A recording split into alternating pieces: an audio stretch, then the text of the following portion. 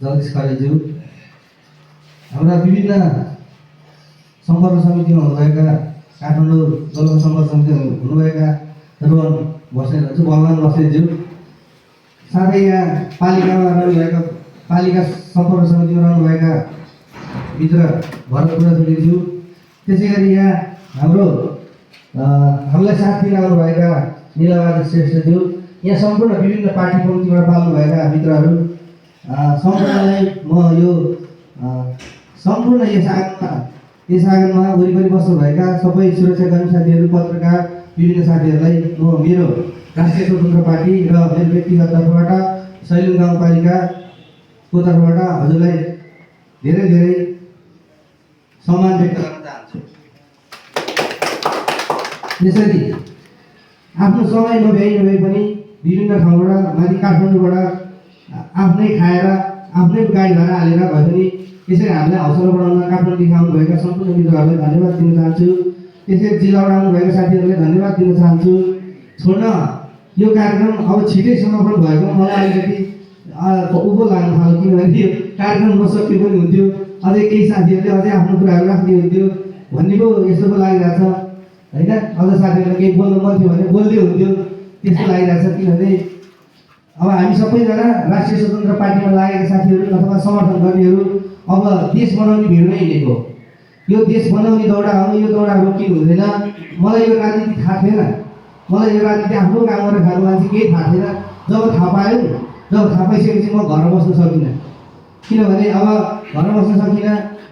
आफ्नो जुन पार्टीमा लागेको छु त्यो सभापति जेलमा हुनुहुन्छ, त्यो प्रतिशोध उनीहरूले न्याकेर राखेको छ। राज्य सत्ता सबै उनीहरूको वकिल कानुन सबै उनीहरूले यसरी न्याकेर राखेको छ।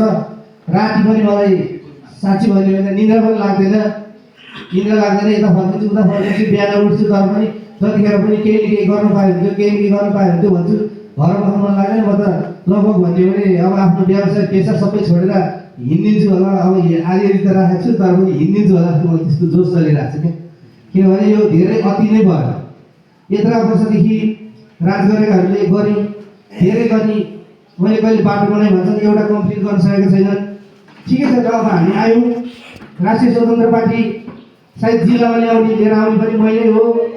अहिले सुरुमा यो सैलुङ गाउँपालिकामा यो राष्ट्रिय स्वतन्त्र पार्टी लिएर आउने पनि मैले हो।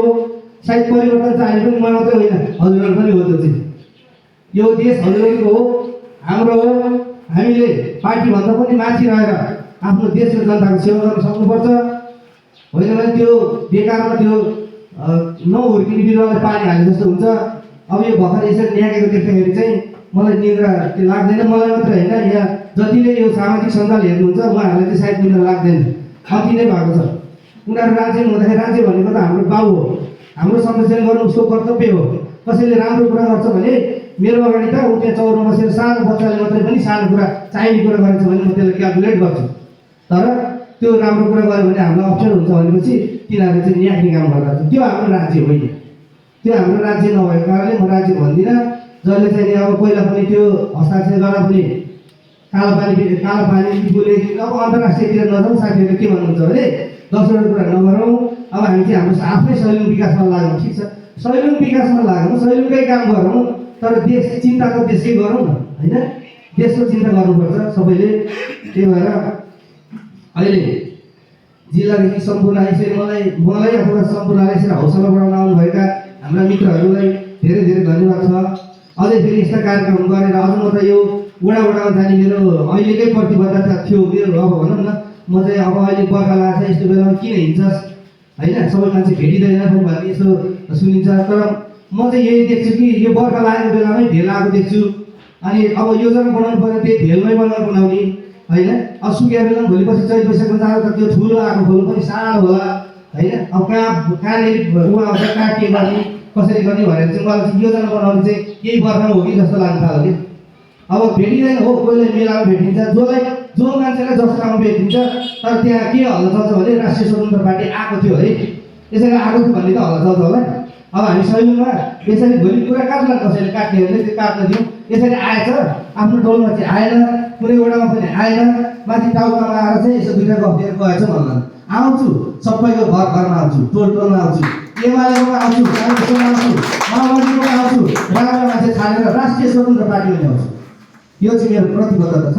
साथीहरू, यदि तपाईँहरूको कुनै पनि मैले पहिलादेखि नै यो गलत धारणा यदि गलत गर्छु, म त्यहाँ गएर सम्पत्ति कमाउँछु, त्यहाँ गएर त्यस्तो धारणाले आउनुहुन्छ भने यो राष्ट्रिय स्वतन्त्र पार्टीमा घन्टी बजाउने अधिकार मलाई छैन जस्तो लाग्छ होइन। आफ्नो देश बनाउने अधिकार बोकेर आउनुहोस्, आफ्नो देशको झन्डा बोकेर आउनुहोस्। घन्टी त बरु परको कुरा हो। घन्टी भनेको एउटा पार्टी हो। आज म बस्छु भने भोलि त्यो पार्टीमा अर्को आउन सक्छ, तर अर्को आएको पनि राम्रो गरिदियो भने हामीलाई त्यसैलाई खुसी हुनुपर्छ। यो वितृष्णले बोलाएको पार्टी हो। यदि यिनीहरूले पुरानो मान्छेले गरिदिएको भएदेखि हामी सायद आउने थिएनौँ होला, यसको जन्म पनि हुँदैन थियो होला। अब यसको जन्म नभए यस्तो दिन उनीहरूकै रजगत भइरहेको थियो होला। हामी वितृष्णै भयो, अति नै भएपछि अब कति कुराहरू अब यहाँ चाहिरहेका कुराहरू छन्। अब हाम्रो राष्ट्रिय स्वतन्त्र पार्टीमा लागेको अब एउटा म्याडम यसो हामीले समर्थन गरेर लाग्नु भएको थियो। उहाँको श्रीमान चाहिँ उहाँ स्कुल पढाउनु हुँदो रहेछ। त्यो पार्टीमा गएछ भने त्यो जागिर बुढाको जागिर खाइदिन्छु भन्नेको हिसाबले अहिले हामीले उहाँलाई बरु नआउनुहोस् न हाम्रो पार्टीमा। पहिला तपाईँको आफ्नो घर त जोगाउनुहोस्। पहिला घरै सक्यो भने त संसार सकिगयो नि। पहिला आफ्नो घर जोगाउँछु भनेर नआउनुहोस् भनेर अहिले आउनु नि होइन। त्यस कारणले गर्दाखेरि हामी एकदम एक भक्त भएर एक चित्त भएर परिवर्तन गर्न लाग्यौँ भने 10 वर्ष 5 वर्षमा आधी काम सकिन्छ, 10 वर्षमा पुरा काम सकिन्छ। पहिला हामी आफ्नो विकास सकेर अनि त्यसपछि चाहिँ कता आविष्कार कता गर्ने हो, के गर्ने हो हामी त्यसमा जाउँला। हाम्रो अब हामीले जित्यो भने पनि आविष्कार केन्द्रलाई पनि हामी लगानी गर्नुला। हामी आविष्कार नभइकन त हुँदैन नि त। पहिला हाम्रो विकास गरौँ ल। त्यो नेवारले सकोस्। हामी बल्ल आयौँ नि त। कहिले आउँदा पाखरौँ भन्ने चाहिँ हामी आयौँ। अब हामी कहिले आउँछ घर गरौँ भने चाहिँ हामी आउँछौँ। तर उनीहरूले हामी आउनुभन्दा अगाडि उनीहरूले सकुन्, रोड बनाउन्, कुलो बनाउन्, खेतमा पुर्याउन् होइन। तर हामी के गर्छौँ भने बरु चराको गोड बनाएर बसाउन काम पाएन भने जङ्गलमा बत्ती बाल्नुलाई घाँस दाउरा काट्नको लागि त्यति त गर्न सक्छौँ। उनीहरूले सक्यो भने त हाम्रो त आविष्कारै आविष्कार हुने हो त। अब केही पनि छैन बाँकी त। कस्तो अप्ठ्यारो, उनीहरूले सक्दैनन् भने पो फिर हो मलाई त के गर्न नपाइने पो हो कि बाबुले। त्यस कारणले गर्दाखेरि सबैलाई उ छ। अब कुराहरू त सबैको मिठाइ सुनिन्छ, सबैले गर्दाखेरि त म गर्छु नै भनेको देखिन्छ। तर सधैँभरि झुक्क्यौँ कि हामी त। हाम्रो बाउको पालादेखि झुक्किएको, अहिलेसम्म गर्छु भन्ने उनीहरूले छोड्दैनन्। तर हामी जहिले पनि झुक्किएको भयो क्या। अब किनभने अब यो चुनाव आएपछि यसपालिको चुनावमा पहिलाको जति पुग्दैन, धेरै खर्च गराइदिने भएको छु। म धेरै खर्च गराउँछु, तर म 1 रुपियाँ खर्च गर्दिनँ। तर चुनाव जिताएर देखाउँछु। यो सहिलोमा 1 रुपियाँको पैसा खर्च गर्दिनँ, तर म उनीहरूलाई डबल टेलर गराउँछु, पूजाको पुरै गर्छु। त्यति चाहिँ मेरो प्लान छ। अब यिनीहरूले सकेछन् भने यदि म सकिएर यो देशकै भलो हुने रहेछ, यो सैलुङकै भलो हुने रहेछ भनेदेखि म सकिन पनि तयार छु। किनभने मेरो उमेर नै कति छ र राम्रो काम गरेर सकिन्छु भने सैलुङलाई दिने नेतृत्व मसँग धेरै छ। मसँग योजना पनि छ। म कसैको पछि लागेर हिँडेको पनि होइन। किनभने कसैको पछि कोही लाग्दैन भने किनभने त्योसँग योजना छ र भिजन छ भनेर बुझ्नुपर्छ। त्यस कारणले म चाहिँ धेरै बोल्नु भन्दैन, अब कामै गर्न पाए हुन्थ्यो भन्ने छ। काम गर्नलाई अब पर्खिनुपर्छ कहिले त। यदि जितिहाल्यो भने 84, अब यदि हारिहाल्यो भने पनि आफ्नो काम त छँदैछ, काहीँ गएको छैन। फेरि गएर सुरु गरिन्छ, के फरक पर्छ। तर जो राजनीति नै गरेर उनका पुच्छर लागेर भोलिका दिनमा योबाट यता बसेर आउँछ, टिप यता खाउँला उता खाउँला भनेर बसेका छन् नि, यसो चेन्ज गर्ने हो। उनीहरू फेरि विदेश जान्छन्, हामी आफ्नो काम गर्छौँ। फर्केर आउँदाखेरि चियाबस भन्ने हामी त्यो वातावरण बनाउँछौँ। किनभने हामी राष्ट्रिय स्वतन्त्र पार्टी पहिला नम्बरमा हामीलाई हार्ने छुट छैन। फेरि हारेपछि हामीलाई के छ भने नगर्ने, काम नगर्ने छुट छैन। हामीले काम गर्नै पर्छ। पहिला त जित्नै पर्छ, जितेपछि चाहिँ काम गर्नै पर्छ। हाम्रो यो राष्ट्रिय स्वतन्त्र पार्टीको नियत हो, नियम हो। त्यसैले यत्रो गरेर उहाँ जिल्लादेखि दुनियाँदेखि पालिदिनु भयो। साथीहरू यहाँ चिया खानुभएको छैन, चिया खानु होला। पानी खानुभएको छैन, पानी खानु होला। अब भिजेर आउनुभयो, छाता अब के कस्तो छ, फेरि फर्किने बेला भयो होइन। अब कार्यक्रम सक्नु त खासै मन थिएन होइन। के दुःख पाउनु भयो, त्यसलाई सबैलाई साथीहरूलाई धन्यवाद भन्दै अब यो धेरै के बोल्नु र समय आएपछि काम गर्ने मौका त आइहाल्छ, दिन्छ जनताले दिन्छ। जनता भुलिएका छन् कसरी भनेदेखि जुन पार्टीले बजेट ल्यायो हामी त्यसलाई भोट हाल्छौँ भन्छन्। अब बजेट त कस्तो आउने हो र। हाम्रो साथीहरू अहिले परदेशमा छैन, परदेशमा भएको भए म एउटा भए पनि लिएर आउँथेँ क्या। तर हाम्रो साथीहरू छैनन्। हामी घरमा माग्यो भने हामीले त दिँदैन, हाम्रो कुरै सुन्दैन, के गरेर माग्यो। त्यसो भएर समय आउँछ तर उनीहरूले दिन्न भने त केही कर लाग्दैन। हाम्रो अब यो 8वटा वडा छन्, 8वटा वडामा 11, 8, 88 जना हामीले उम्मेदवार चाहिएको छ।